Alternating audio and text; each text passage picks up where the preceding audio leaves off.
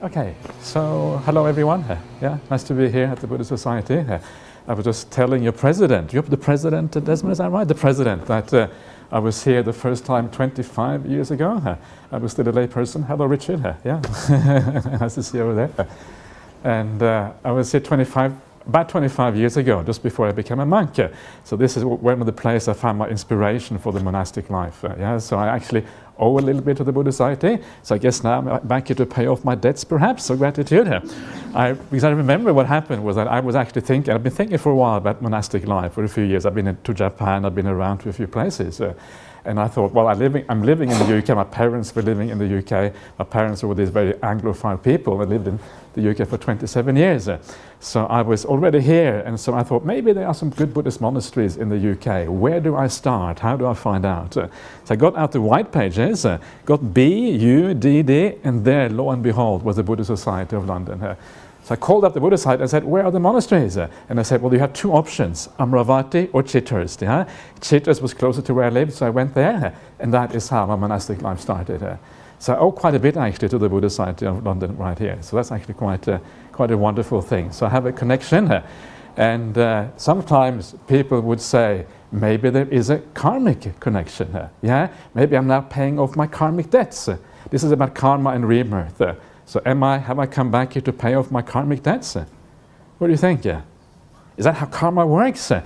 It's one of the interesting things is to see how these words like karma, for example. Karma obviously being an ancient Indian word that goes back, to way before the time of the Buddha in India, back to ancient Hinduism and Brahmanism and all of these things. And also the Jains also had the word of Kamma in the which they use as part of their religious understanding.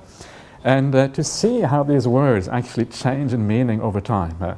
So if you look up in the OED, the Oxford English Dictionary today, and you read the meaning of karma, it does have the meaning in there, which is the ancient Indian meaning of action, but it also has the meaning in there of fate. Yeah, so the way people often use karma these days is as that's my karma. It means like that's my fate. This has happened to me. It has to be this way. And if I say it is my karmic debt to the Buddhist Society here to come back here, it's a bit like using it as a sense of fate. Yeah, you're coming back because you are propelled by this impersonal force to bring you back here. It's my fate to come here. It's like being down in Perth, yeah, and the law of Kamma takes over, and you say yes, sir, to the law of Kamma. Go on board the plane, fly to London, come to the Buddhist Society. No choice, yeah. That's kind of karma, and this is kind of karma as fate. But of course, the idea of karma, it does not have anything to do with fate in the Buddhist teachings. In the Buddhist teachings, karma is about causality. It is the cause for future feelings in particular. Yeah? So we do actions, intentional actions in particular, and that causes results in the future. And that is what karma is about. And some of the kind of standard ways of understanding karma in the world. I've already shown you one example already from the OED, which does not fit with the original meaning. But a lot of ways that the word karma is understood in contemporary society. And this is in contemporary Asian societies, traditional Buddhist societies. It is certainly in contemporary Western societies. It's a big misunderstanding, lots of misunderstanding of what karma is about. And one of the things that got me thinking about this when I started to look at the early discourses of the Buddha, the suttas of the Buddha, one of the things I remember that really caught my eye was when we had these massive natural disasters in Southeast Asia. We had the famous, the very big tsunami back in 2003 or 4 or something like that. I was going to say famous, that was a bit unfortunate word in that case, but we had that big tsunami back then where 150,000 people died. And the parts of Asia that were most affected by that, the number one part was the north of Sumatra. Yeah, if you imagine the map of the world, you have like Indonesia, you have Sumatra, and the top of Sumatra is called the Aceh province of Sumatra. And that was devastated by the tsunami. There was 100,000 people or something that died, I think, just in Aceh, and entire villages were wiped out. Yeah, everyone, the whole family, all their friends, all their mates, as we say in Australia, everyone was wiped out in that village. And it occurs to you when these things happen, is it the case that everyone in that village has the same karma, so they deserve to be wiped out? Is that the kind of a logical way of looking at things? Or is it a different understanding of this that makes much more sense? If you ask someone coming from a traditional Buddhist background, the general understanding is that everyone in that village. Yeah, the mum, dad, the children, the grandparents, and the uncles and aunties, whoever lives there, the kind of all extended families, everyone had the same karma, and they had to die at that particular point. But that, to me, doesn't really make any sense. That, to me, stretches credulity too far. And for me, it was important then to check, what does the Buddha have to say about these things? What are actually the Buddhist teachings about this? So before I go on to that, I'm going to keep you hanging a little bit there on that cliff, to see what the Buddha has to say about this, because this is kind of, to start off, it is important to have some idea what are the Buddhist teachings. This is so important. How do we actually find out what is the truth in Buddhism? And if you look at Buddhism around the world today, it is so incredibly diverse. There are so many different types of Buddhism everywhere. There are, this massive diversity in scriptures, in practices, in rituals, and all kinds of things. So how do we know where to find the essence of Buddhism? And for me, the starting point for me was always, what did the Buddha himself teach? Because Buddhism is, after all the various branches of Buddhism, all the various schools of Buddhism, all the various scriptures that we have, our source, the root source, the foundation of all that is the Buddha himself. It is very obvious. Without the Buddha starting this thing off, without the Buddha's awakening experience, without the Buddha starting to teach, all the other stuff could not happen without that.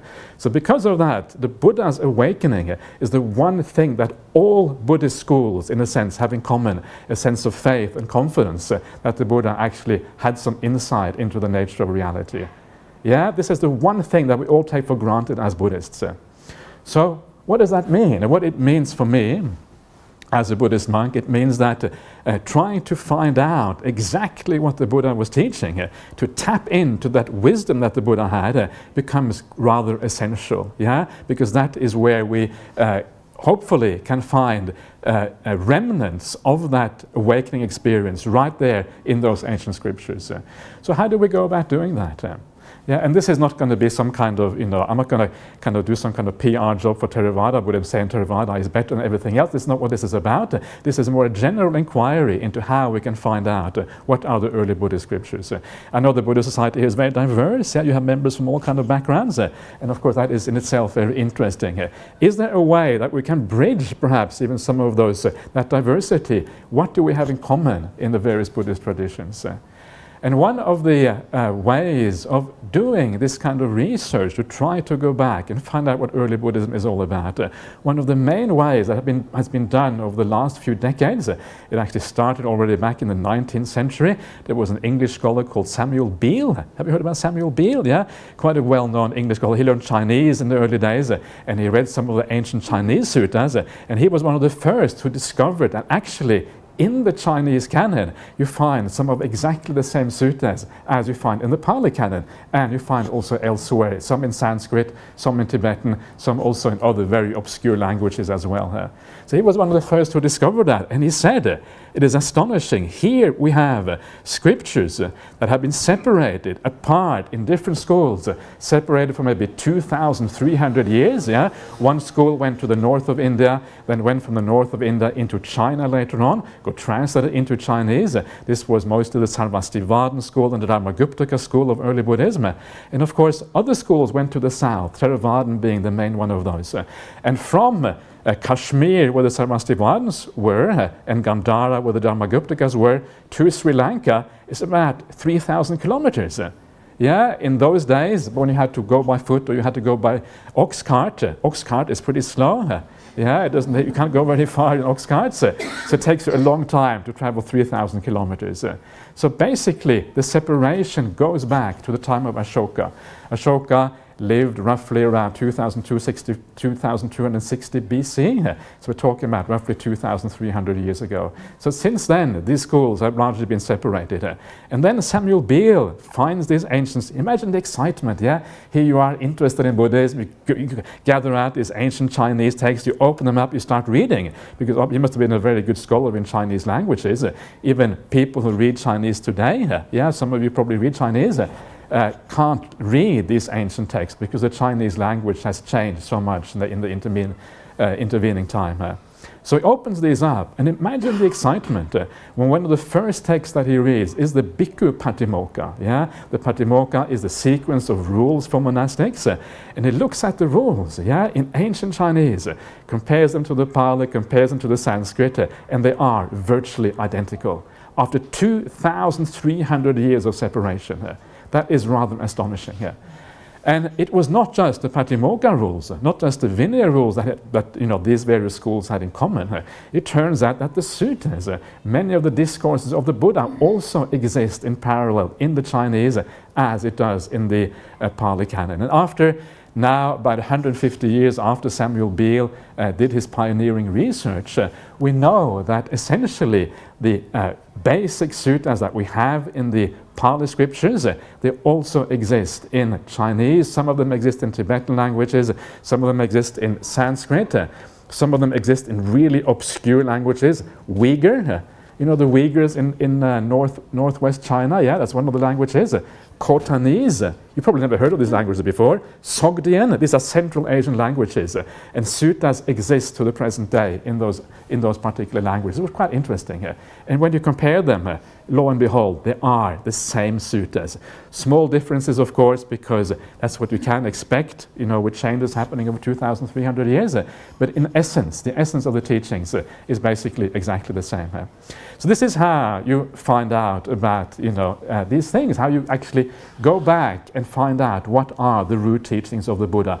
Those teachings that exist in common across these vast geographical and time scales, these teachings are basically the most likely to be the common source of the Buddhist teachings. And so to make a long story short, because the story is very long, of course, and I don't even know the whole story, there's no fragments, nobody knows the whole story, that's the reality of it. But to make to say it in brief, essentially, if you want to know what the teachings of the Buddha are, the four Nikayas found in the Pali Canon are very close. The equivalent agamas found in Chinese, equivalent suttas found in the Tibetan tradition, that is the core, that is the essence of what the Buddha's teachings are. Why? Because they exist in all the various traditions. So this is how you start out your monastic life. Yes, the first 15 years, all you do is study these various texts. You really mess up your head badly. Meditation, you throw it out the window because you want to find out what the teachings of the Buddha are, first of all. You think that's true? It's a little bit true. If you study too much, sometimes you kind of end up going too far. There's always this balance in monastic life between study and practice. But very interesting. And all of this ended up with a book that I published with a very good friend of mine called Ajahn Sujata. Have you heard about Ajahn Sujata? Some of you have heard about Ajahn Sujata, He's also quite a prolific scholar, has written many books on Buddhism. And we published a book together called The Authenticity of the Early Buddhist Texts. So if you have read that one, have you read it? No? Yes, you have read it. Okay, Richard has read it. Okay, great. So if you're interested in these things, go online, look up the authenticity of the early Buddhist texts. You can look at my name. My name is Brahm, like in Ajahn Brahm. Muslim Ali on the end. Brahm Ali, easy to remember, right? And then you have Ajahn Sujato, so the two coming together. So look it up. It was published, just I have to brag a little bit, it was published by the Oxford Centre for Buddhist Studies, in which Richard Gombrich is kind of the lead the head man, if you like, of that grouping. So it has a fairly good, if you like, reference because of that. But anyway, so now once we have established what the sutras are, what does this mean as far as Kamma is concerned? If we go back to this idea that all the people in this little village were all kind of wiped out by the tsunami, how can we explain this in a rational way? Does it really make sense to look at this as Kamma? And I say no. And this starts out with one thing. One of the first things you can see in the sutras, actually see a lot of things from the very start, but one of the things that is very obvious, one of the things the Buddha says, that everything we experienced is not caused by actions in the past. If everything we experience is caused by actions of the past, that means that Kamma is everything. Kamma is not everything. which means that many of the things that people experience in their ordinary lives, you experience, I don't know, maybe you lose your job, or someone in your family dies, or they get very sick, or all of these kind of traumas that we have to go through in life, which is part and parcel of life. A lot of that has got nothing to do with karma. It has to do with basically the circumstances. You're reborn as a human. What do you expect? If you're born as a human, this is what you can expect. This is what actually it means. So everything is not based on karma. This is one of the things the Buddha says. It actually says that if it was that way, the spiritual life would not be possible as a consequence of that, because things would already be locked in. There would be like a fate, in a sense, locked in by past conditions, and there would be no way of getting out of that. So this is one of the first things that you realize when you read the sutras, and that already is very useful. One of the things that happen to you as a Buddhist monk. These are some of the secrets of monastic life. Do you know the secrets of monastic life? I'll tell you some of the secrets of monastic life. So this is just to make it a bit more interesting here. So one of the things that happen, it's actually not a secret at all, I'm just messing around. So one of the things that happen to you as a Buddhist monk, people always ask you for advice, especially if you are from a traditional Buddhist country. The people who used to advise people in traditional Buddhist countries were the monastics. The monastics were the psychologists, they were the doctors, they were the teachers. They had a very broad range of responsibilities in traditional Asian societies, in Thailand, in Sri Lanka, in Burma, and probably all over the Buddhist world. So because of that, it's very common. It happens with people from the Western background as well, but more so with people from a traditional Buddhist background. And they come to the monks and they ask you about their problems. My wife has just left me. My husband is cheating on me. What should I do? What did I do in the past to deserve this? This is kind of the standard question you get. In other words, they want to know what karma they did in the past, so that their wife has left them, or someone has died in the family, or they got fired from the job, or whatever. What karma did I do to actually get into this difficult situation? And you can see why people ask these questions. People want to have some kind of closure. They want to have a sense that they understand the universe, the laws and mechanisms that drive your life. They want to have some sense that they actually understand that. And of course, part of this is this idea that if we understand the laws that govern nature, govern our humanity, or whatever it is, if you understand that, then we can actually avoid doing the same things in the future. So they come to the monk, please tell me, what did I do in the past? Read my mind, for goodness sake. Now I want to know what I did in the past, so that I can avoid doing this in the future. But actually, it is a complete waste of time. It is not the right way of thinking about the Dhamma. Because for the first point, of course, is very simply that very often it has nothing to do with what we did in the past. You got reborn as a human being, and when you're reborn as a human being, that's it. Tough luck, you are kind of stuck with it. Now you're going to have to deal with the consequences. And the consequence of that is, unfortunately, a fair amount of pain in our lives. Life actually entails a fair amount of suffering, and it's impossible to avoid that, basically, unless you become an arahant, or a Buddha or something like that. That's always a way out. That takes quite a bit of dedication and perseverance, but that of course is a possibility here. So it is the wrong way of thinking about karma to try to look for the cause somewhere in the past, so that then you can try to control nature in such a way, control yourself in such a way, not to recreate those causes in the future. That's kind of the idea, But the problem is that life is so complicated here. There are so many causes of karma. You cannot just avoid certain things and thereby ensure that you have a good life in the future. It doesn't work like that, because it's so complex. There are so many causes, there's so many things coming together, and that makes it very hard to, it makes it impossible basically to do that. So instead, what we should do when something bad happens in our life is to understand that this is the nature of existence. Life is like this. That is basically the lesson in these things. And when you understand that life is like this, it starts to change your priorities a little bit. You start to think about existence in a new way. If you think that something has gone wrong, you will look for the solution. If you understand that nothing has actually gone wrong, this is the nature of life, you don't look for the solution in the same place. You look for the solution somewhere else. And that somewhere else, of course, is the spiritual path and the spiritual practice that gradually elevates you, lifts you up, and lifts you out of the quagmire of existence. And that is the right attitude when something goes wrong. Don't ask why this happened. Ask yourself, what do I need to do now in order to make more spiritual progress, to reduce these kind of problems globally, not singly, but globally in the future. Yeah. So this is the first lesson. Yeah, it may seem very obvious, but actually it is a very important part of this whole outlook, understanding the ideas of Kamma in particular. Yeah.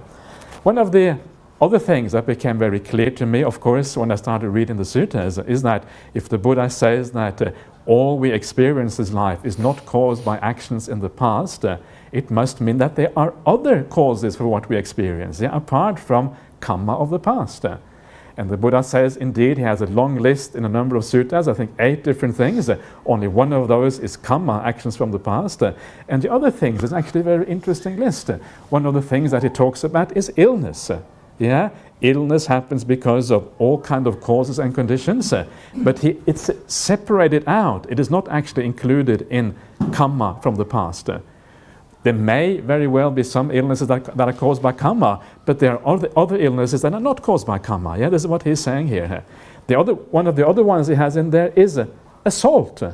Yeah, assault sometimes happens not because of Kamma, but it happens because of circumstances.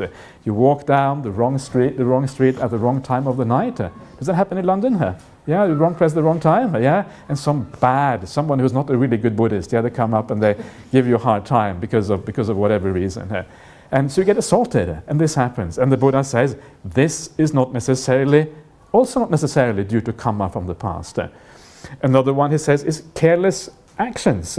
You are careless, you're not being mindful, you're not being circumspect, you're not being heedful about what you're doing. You're stepping in the wrong place, you're kind of walking down the street, you forget to look to the left. Now you're in England now, is it left or right? You're supposed to look to left first, and then, no, I get very confused because I move around so many different countries sometimes. That was one of the really, no, I'm not going to go there. That's let's leave that one out. So you walk into the street, because you're in England, and usually I grew up in Norway, partly. I also grew up in England, I grew up in France, I grew up in Germany, now I live in Australia. So I'm actually nothing, I'm kind of confused, that's what I really am. So when you come to England, you have to be careful, look to the, in the right, whether it's left or right first, otherwise the car will run you down. Yeah, that is basically an act of heedlessness, of being careless. So all of these things are said to be alternative causes for why we experience the world that we do, why we have pleasure, why we have suffering, and why we also sometimes have the neutral feeling in between. And of course, all of these things, assault, careless actions, and illnesses, part of that is dying. Yeah? So death can obviously happen as a consequence of a very serious assault. Death can happen as a consequence of illness. It can happen as a consequence of being careless. Yeah, and that is when you start to understand why all of these people. And another one is the weather. Yeah, is another one. The weather is also, so things like climate change maybe can be kind of subsumed just for kind of practical purpose. Even though it is a different phenomenon, it can maybe be subsumed under weather for these particular purposes. Maybe the tsunami also can be kind of regarded as the weather in a more kind of large scale, perhaps. Yeah. And now you start to see the outline of a solution to this problem. You were in Archer province in the wrong place at the wrong time. The weather turned really bad. In fact, so bad the whole place got flooded by a massive wave. That's really, really bad weather for you.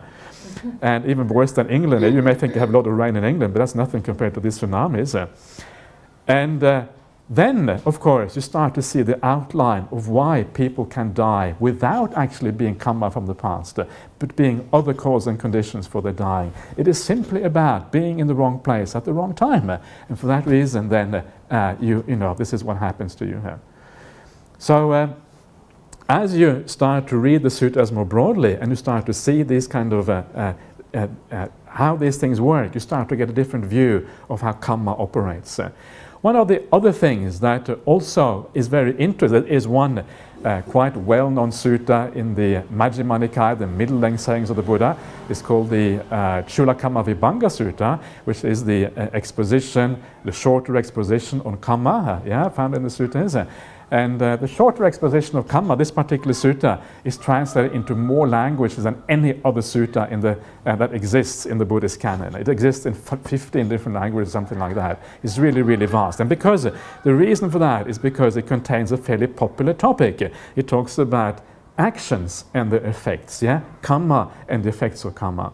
And in that sutta, okay, good.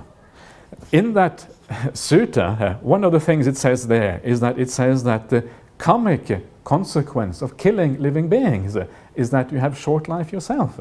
Yeah? In other words, you die at a certain point before you otherwise would die if your karma hadn't been so bad. But notice the causality here. The causality is from doing something bad, from killing living beings, that results in short life. Yeah? Normally, this is understood to mean that if you have a short life, it meant that you killed beings in the past.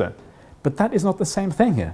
Can you see the distinction there? The causality is forward from the bad actions of killing to having short life. It is not backwards in the fact that because you have a short life, therefore you must have killed living beings in the past. There are many causes for short life.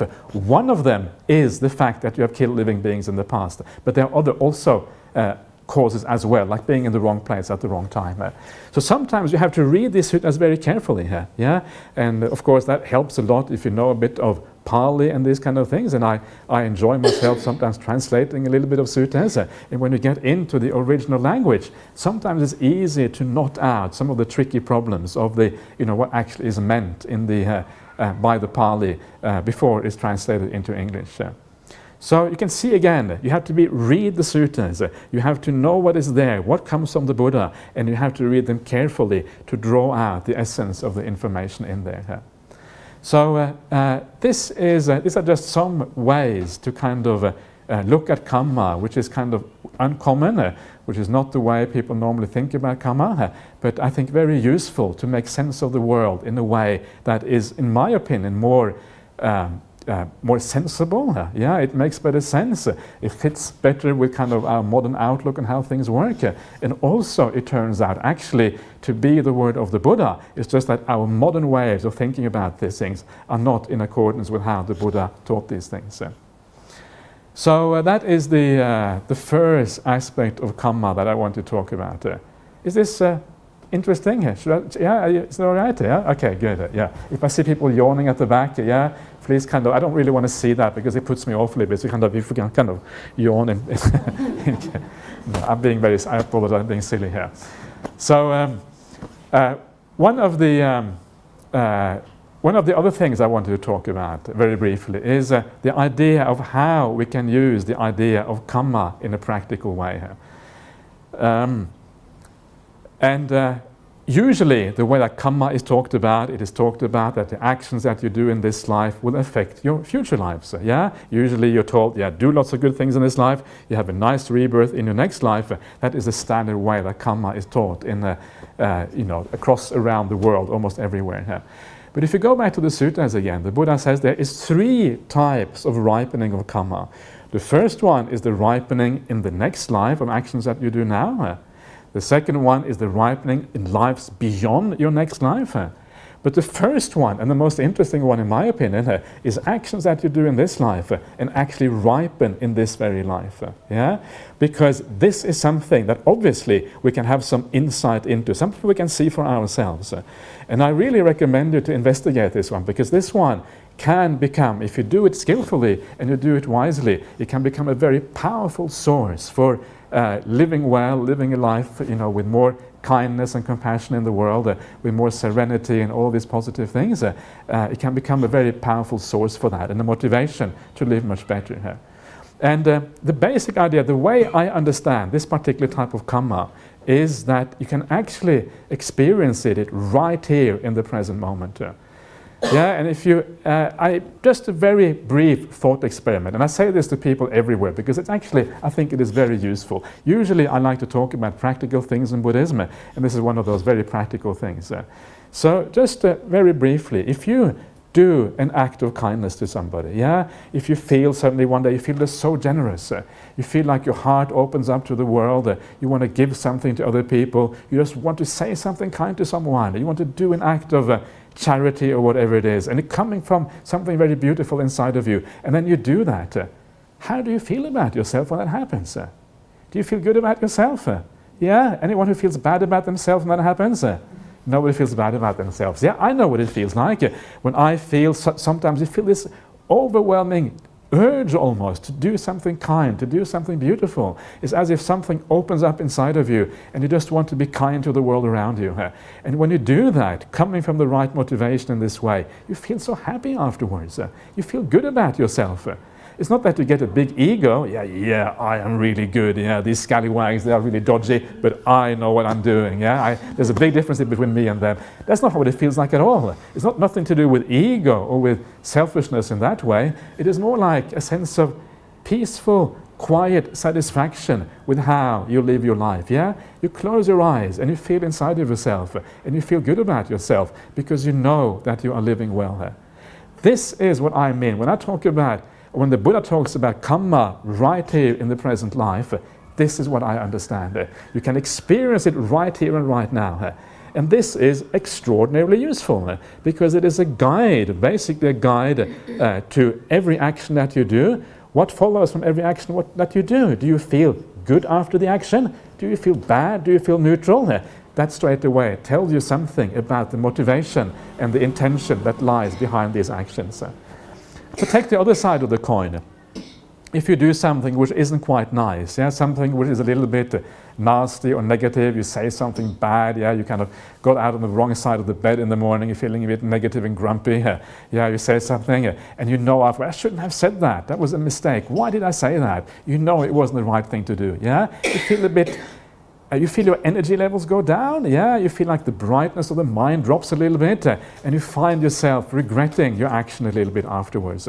And that is how you experience negative karma right here, right now, in the present life. So you can see what is going on here. If you live a life of purity, if you live a life of generosity and kindness to the people around you, if you meditate, if you move towards peace, if you move towards a heart which is more bright and beautiful, you're building up all these positive moments, yeah, one after the other one. Your mind is becoming lighter, more bright, more beautiful as a consequence of this. At the same time, you avoid the bad ones that drag you down, all the sandbags that hold you down, that keep the balloon of the mind from soaring into the air. You cut those sandbags off. Yeah, you know, whatever. Yeah, I'm not sure how they do this, but something like that. They kind of untether the balloon or whatever, and then it soars up. And you can feel that in your life right here, right now, if you are consistent with being moral, with being kind, with being generous, and avoiding the bad things. That is exactly what you experience. And I know this as a personal experience. Yeah, I'm very glad that I didn't meet any of you here 25 years ago. Why is that? Because 25 years is a long time. A lot happens. You might have seen me 25 years ago and you would have said, that fellow there, he is a no-hoper. Yeah, there's no chance that he will do anything good in life. He is doomed. He's gonna, whatever. If he becomes a monk, he will be a total failure or whatever. But that isn't what happened. What actually happens if you are sincere about the practice, something starts to happen inside of you. You do become more bright. You do become more happy. The suffering in life starts to go down. There is a change going on inside. And the honest truth is that the one thing that has sustained me in my monastic life is this feeling of being on an incline that is moving upwards and upwards and upwards. It is, you know, heading really, really high, yeah? And sometimes you kind of get a glimpse of the heights of where this is going to. And it's very, very powerful when you see that happening inside of you. And this is what each one of you, if you are serious about the Buddhist practice, what each one of you should be aiming for, the sense that something inside of you is changing. You look back from one year to the next one, and you can see there is a difference in your mindfulness. There is a difference in the degree of kindness inside of you. There's a difference in your generosity. Your abilities of focusing on the breath on the meditation retreat are better than they were before. All these good qualities are gradually improving. And if they are, then you know you're practicing the Buddhist path in the right way. If they are not, you need to ask yourself some really tough questions. Why isn't it happening? If you ask the right questions, you can resolve the issues and you can be back again on that track, which brings you upwards and going upwards. Yeah, you don't really know where it ends. They say it's Nibbana, but anyway, it's a very exciting journey and very interesting journey that you're on right there, right then.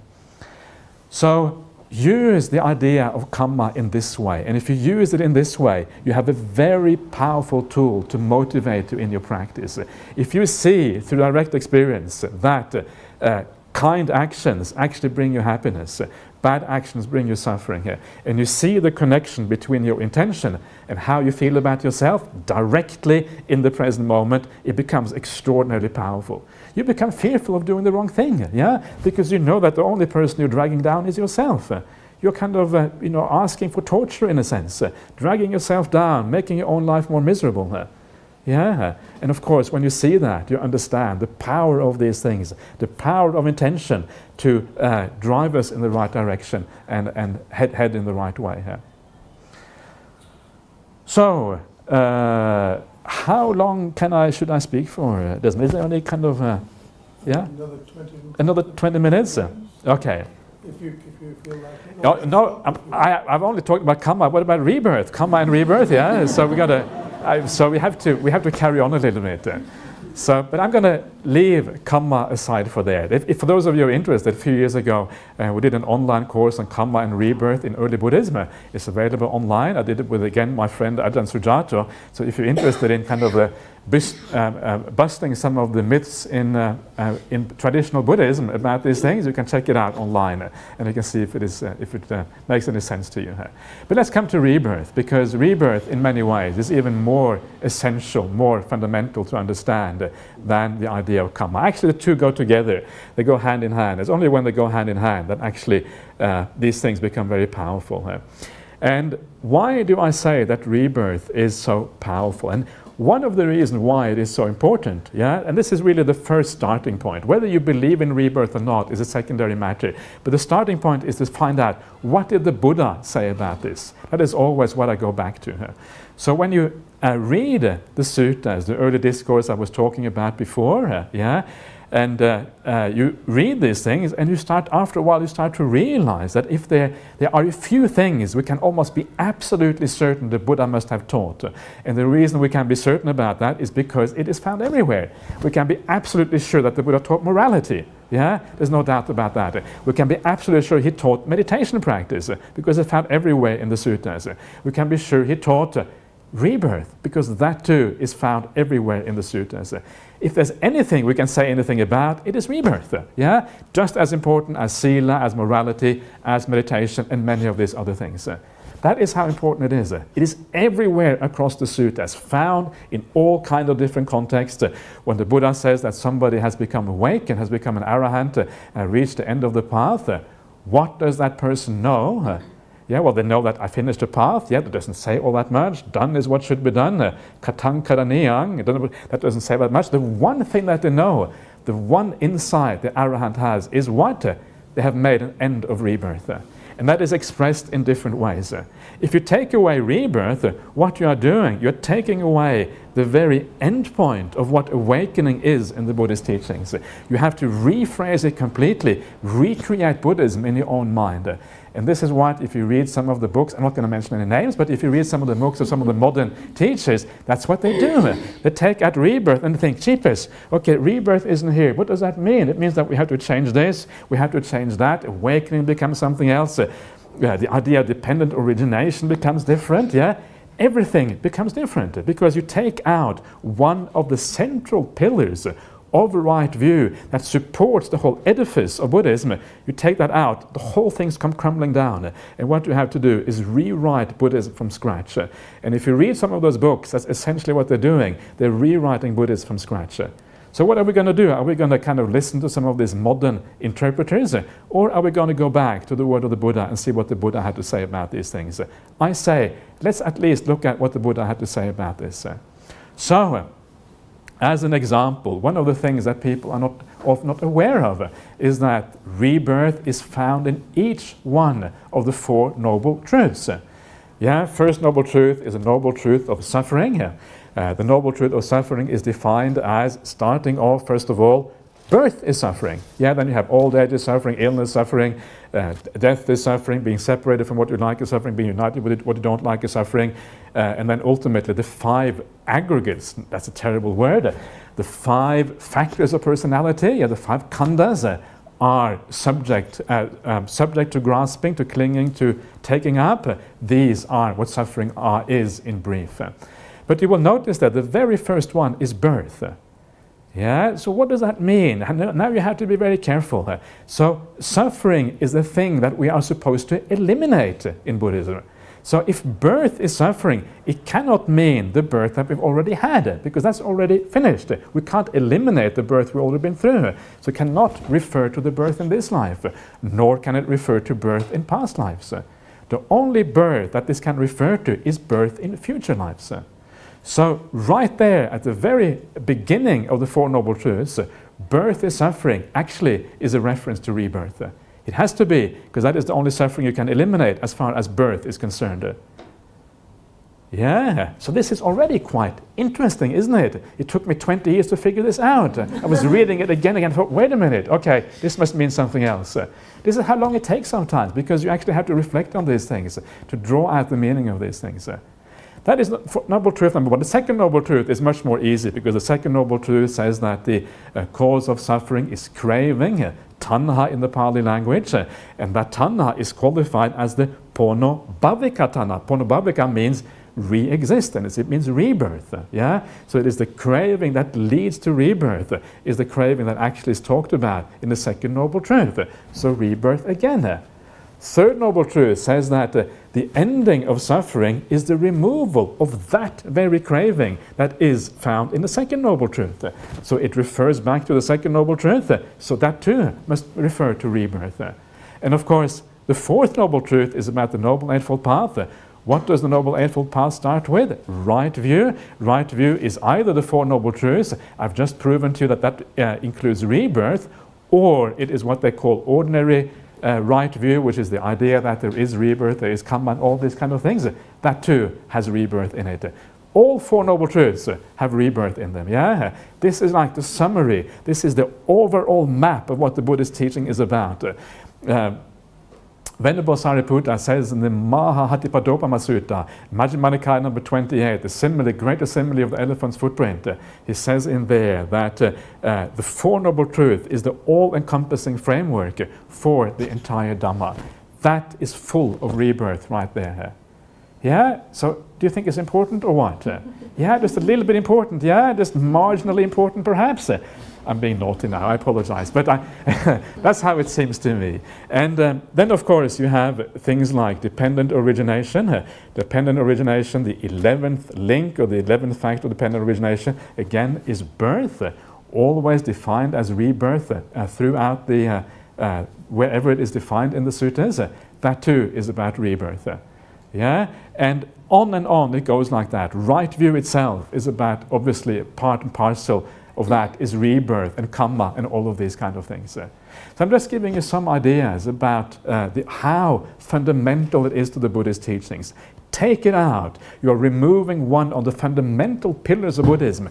Everything's come crashing down. Nothing is left. You have to resurrect it from ground up. Yeah, and you get, of course, an entirely new teaching. Yeah, and you can't really call it Buddhism anymore because it isn't really recognizable. It's something else. I don't know what it is, but it's certainly something else. So one of the things that was suggested I should talk a little bit about is how this fits with modern ideas. Is it possible in our modern world, are we allowed to take the idea of rebirth seriously? Very often you hear the argument that, according to modern science, the world is basically, you have the philosophy of physicalism or materialism, that the entire world is basically built up of physical components acting together through the laws of nature, and that there is no room there for the mind or for consciousness. Consciousness is like a byproduct of material phenomena. And of course, if that is the case, then rebirth becomes impossible. But what is interesting, if you start to read some of the literature about some of the things that have been coming out very recently from, not only from kind of alternative science, but also from mainstream science, there is a greater and greater acceptance for bringing consciousness back into science again. And it's happening among some of the great researchers in neuroscience, for example, around the world. They have started to take the idea that consciousness is a fundamental building block of the world, has started to be taken seriously again. Of course, there are, many of you will have heard about some very, the interesting research done by people like Professor Ian Stevenson. Have you heard about Professor Ian Stevenson? Yeah, the very famous Canadian doctor who did all the research on children remembering past lives. And there's some very interesting research there, especially about people who are born with with amputated limbs and these kind of things, and then have memories about how that happened, and then finding the people who actually who match that kind of description. It's very interesting here. You have things like near-death experiences, out-of-body experience, all of that. There's a lot of research in those areas. But I thought, instead of looking at that, I'll talk about a couple of other areas, which to me also is very fascinating here. And one of these areas, and this is something I read in the book, which you might, if you are interested in this area, is a book called Irreducible Mind. Yeah, the idea of the title Irreducible Mind is that the mind is not reducible to material phenomena. And for that reason, the book is called Irreducible Mind. So, one of the things that the authors were saying in there, which apparently one of the things that is quite well known in the medical world, is that for a large number of Alzheimer's patients, when you are very demented towards the very end of your life, you may not have remembered your relatives for a decade or two, you have no idea who your children are or who your friends are, anything like that. Apparently it's quite a common phenomenon. At the very end, after having forgotten everyone and everything for a decade, very last 10, 15, 20 minutes of your life, you regain clarity again. You recognize your children and you can have a conversation with your family members just as you are passing away. And from a modern medical point of view, it's impossible because your brain is completely damaged. There's no kind of way that the brain is able to operate in this way anymore. But from a Buddhist idea, the Buddhist idea, of course, is that in the dying process, what is happening is that your mind is starting to separate from your ordinary physical body, and because it is separating from the ordinary physical body, those constraints of the brain that stop you from being able to talk to people around you, from recognizing them, those constraints are removed. Because they are removed, you're able to function normally again. So from the idea of mind being not being completely tied up with the ordinary physical body, it actually makes very good sense.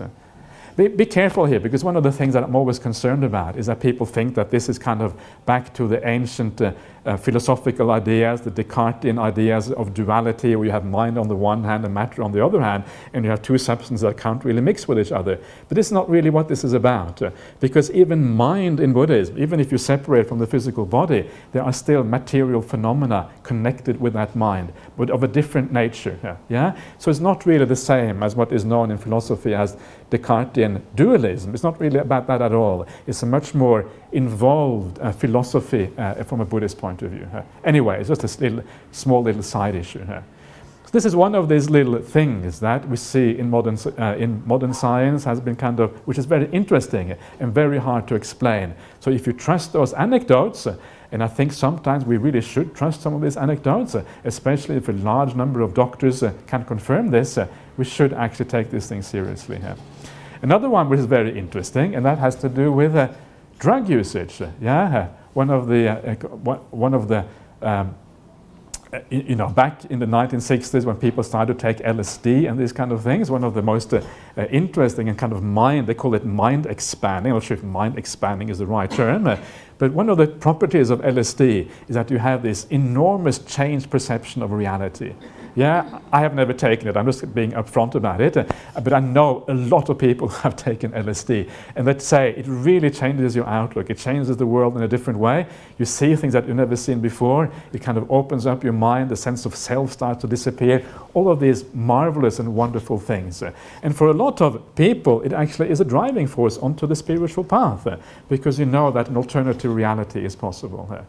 But what is interesting, in very recent times, they've started to do experiments again with people on LSD, yeah? So they get a volunteer, do you like to take LSD? Okay, yeah, so to pop this tablet, yeah? And then once they pop the tablet, you whack them into the MRI scanner, yeah? Okay, into the MRI scanner you go. And then while you're in the MRI scanner, we want a running commentary on what you are experiencing on LSD. So they're sitting in there, I don't know if they have the microphone or what, in the MRI scanner giving a running commentary, and while they're doing that, the MRI is scanning their brain. Imagine the situation, it's pretty kind of remarkable. And what they find is that as they have the most intense experiences during the LSD trip, yeah, really, really intense experiences, the brain activity is at its lowest. So it is an opposite correlation between the brain activity and the experience that you're having. And again, it goes against all scientific theory. So according to all scientific theory, if you experience a lot, there should also be a lot of brain activity. Actually, there's an inverse correlation, it seems, between your experienced reality in terms of how vivid it is and how much you're experiencing, and the amount of brain activity. Yeah, fascinating. Would you anyone like to volunteer for this experiment, sir? Yeah, a bit of LSD would be cool, wouldn't it? Yeah. Actually, I should. This is terrible. I'm a Buddhist monk. I'm supposed not to tell these kind of things at all.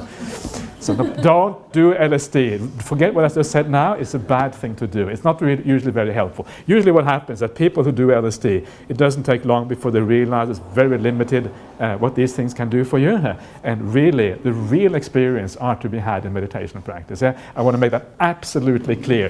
Far more interesting, far more powerful in meditation than on LSD. They all actually say that. Actually, I'm not lying about that at all. So especially for those of you who live in countries where taking drugs is really kind of serious, please don't do that. Anyway, so that is the idea, again, a kind of nice little modern experiment that shows you, again, the possibility that mind and matter actually often are two fairly separate phenomena. The third thing that is very interesting is something that you see now more and more in physics. Yeah, the idea of quantum physics. I'm no expert in this. I can only give you a very superficial view. But what we seem to know more and more, and the more and more experiments that seem to be confirming this, that consciousness is necessary for the quantum phenomena to, you have the famous Schrödinger's cat thing. Consciousness is actually necessary as part of the thing to collapse the Schrödinger wave equation, whatever that means. Yeah. So to have an outcome, for things to happen according to quantum mechanics, you have to have consciousness. And one of the interesting things, and nobody here knows about this, back in 2005, there was a leader article in Nature magazine. Nature magazine is the #1 scientific article in the world. There's one in the US called Science, which also is very good, but I think Nature is probably still the #1 when it comes to authority and all these kind of things. It had a lead article by a physicist at Johns Hopkins University in the US, one of the top universities in the US. And in this lead article, this physicist says, it is time that we accepted that the world is mental. Yeah, the world is mental, that's what he said. He's a physicist, he's a hard-nosed scientist. This was a lead article in Nature magazine, the world is mental. And this happened in 2005. And since then, this is what they say, I'm no expert again, since then, experiments have only strengthened that idea that the world is mental. Consciousness is a fundamental aspect of reality without which reality actually couldn't even exist, because the Schrödinger wave equation needs to collapse for phenomena to manifest. Yeah? So fundamental aspect of existence is consciousness according to modern physics. Yeah, so very exciting times. And so what you are seeing now, gradually the physicists are starting to come out of the closet. Yeah, they've been very careful, been very afraid of saying things that might get them kicked out of the good company of their fellow physicists. But gradually there is a change happening. Neuroscientists, yeah, who understand that actually we're not able to explain the mind fully based on physical phenomena in the brain alone. There's a very famous American neuroscientist called Christoph Koch, and he basically is one of the people who has interest in the idea called panpsychism. And panpsychism is the idea that consciousness is one of the fundamental aspects of reality, just as matter and the forces of nature are. I'm not saying panpsychism is the right way of looking at reality, but I'm saying that there is a change, there is a what they call a paradigm shift, happening in science. People are moving from the old paradigm of leaving consciousness out and now bringing it in into mainstream science. And soon it will be, I think, part of our mainstream discourse, part of our mainstream outlook, that consciousness is a part of reality and part of what, how the world is built up and fundamentally. When you think about it, it's actually blooming obvious, isn't it? What is the first thing that we can say about reality is that we have experience. If there's anything you can say about reality is that we experience stuff. There's nothing more fundamental than that. And then from that is what we derive all the forces of nature, all the laws of nature that are derived from our primary experience, which is an experience of the world. What is this experience? Well, obviously a fundamental part of experience is consciousness itself. The ability to be aware, the ability to take in the data, if you like. So actually it is so obvious and it's just so remarkable that it's taken science so long to gradually come around to this. And it shows you the danger. Sure, science has many powerful tools, but it also shows you a little bit about the limits sometimes of the scientific approach, because sometimes you get trapped in paradigms and it's very hard to break out of those paradigms. There's a very famous book by a philosopher of science. He was an American as well. His name was Thomas Cohen, something like that, who wrote a book called The Structure of Scientific Revolutions, where he talked about this idea of paradigms, how people get locked into a certain paradigm. And then you have to kind of build up, accumulate evidence, then you break out of the paradigm and a new paradigm gets established. And what that means is that science tends to be conservative. It tends to be locked into certain worldviews, And it may be right in many areas, but it also has certain limitations. And that is important to keep in mind. So this is some of the evidence. Now the final piece of evidence, and this is the most important one, this is really the powerful one for me. And what is that? And that is what I will call the anecdotal evidence from the sutras. When you have read the sutras for long enough and you are convinced that the Buddha had something very, very powerful to say to the world, that he had a very good understanding of human psyche, he understands humanity across time, across cultures. We are 2,500 years removed from the time of the Buddha in a very different culture, and yet he speaks to us almost as if it is directly to our hearts. There's something extraordinarily powerful about these teachings when you start to read them. Once you start to build up confidence in the Buddha, and the Buddha says you without kind of blinking an eye, he says to you straight in the face, there is rebirth. I have seen that there is rebirth. How can I not take it seriously? This to me is what I would call anecdotal evidence of the highest order. Someone you have a lot of confidence in, someone you know is a historical personality, someone whose teaching is still available to us, said this. Then you are almost forced, in my opinion, to take it seriously. That to me is the most powerful evidence of all. It is really only just anecdotal evidence, but still it is extraordinarily powerful precisely because of the person who said it, because of the authority of that person. Anyway, that's just my opinion about that. So, what does all of this mean? What is the point? Why am I kind of harping on about rebirth in this way?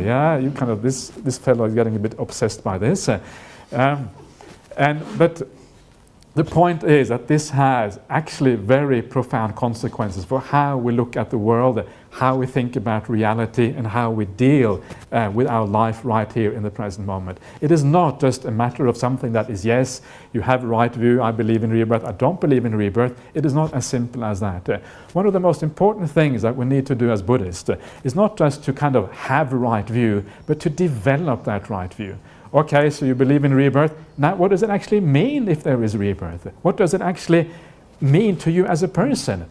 Does it, what are the consequences of this? Well, if I'm going to get reborn again and again and again, wait a minute, I've already had one life, I'm going to have another one do exactly the same thing. Do I really want to do that? Maybe it's not such a good idea.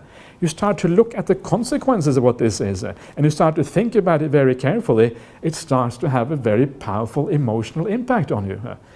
So because rebirth, because right view is the very first factor of the Noble Eightfold Path, if that factor is developed to a very high degree and it has a very powerful emotional impact on you, it's going to drive you forward on the Noble Eightfold Path.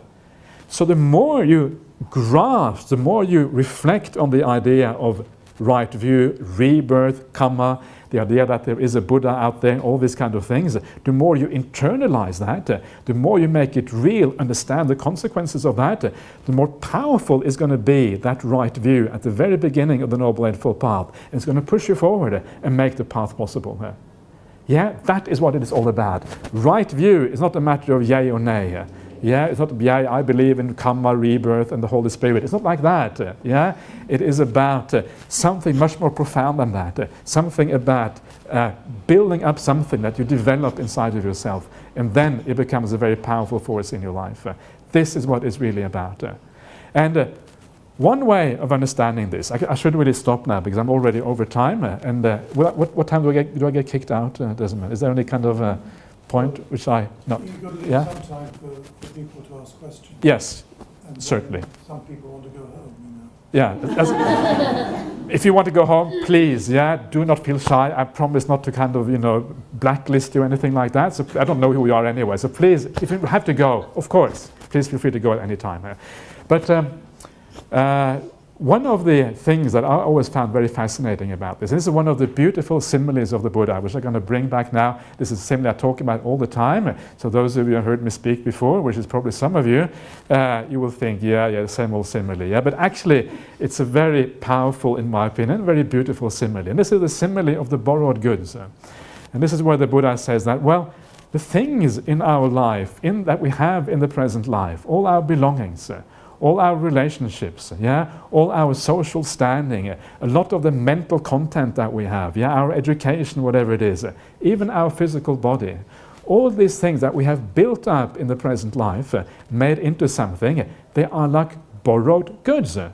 Why are they like borrowed goods? Because it's all going to have to disappear. Our belongings disappear sometimes in the middle of life. Our house burns down. I live in Australia. House burned down all the time. Yeah, and your home is gone. All the belongings are gone, and it's very traumatic. When all the belongings are gone, actually, it's very traumatic for people.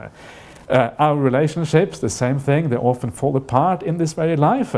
But all of these things, we know at the very least, it's going to fall apart. We're going to have to give it up when we die. Yeah. So everything in our life that belongs to this world, status, our education, our relationship to other people, everything of these things that belong to this world is going to have to go. So what are the consequences of that? That everything in our life is like borrowed goods. Well, the consequences of that, you have to ask yourself the question, is there anything that is not borrowed goods? Yeah, I'd rather not have to hand everything back when I die. I'd like to take something with me. Yeah, otherwise it's very traumatic. This is one of the reasons why dying is so hard, because you are faced with the prospect of having to abandon everything you have lived for 70, 60, 80, 90 years, whatever it is. Everything has to go. And you have spent your whole life building this up. It is very, very difficult. That is one of the reasons why dying is so hard.